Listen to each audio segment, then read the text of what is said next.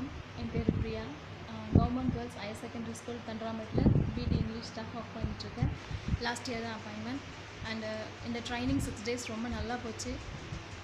நிறைய விஷயங்கள் கற்றுக்கிட்டோம். ரொம்ப யூஸ்ஃபுல்லாக இருந்தது.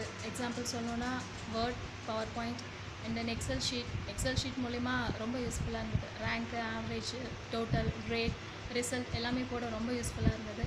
And then power point presentation எல்லா டீச்சர்ஸும் ரொம்ப லைக் பண்ணி ரொம்ப எக்ஸைட்டடாக பண்ண விஷயம் பவர் பாயிண்ட். பெயிண்ட்டை விட பவர் பாயிண்ட் ரொம்ப நல்லா பண்ணாங்க.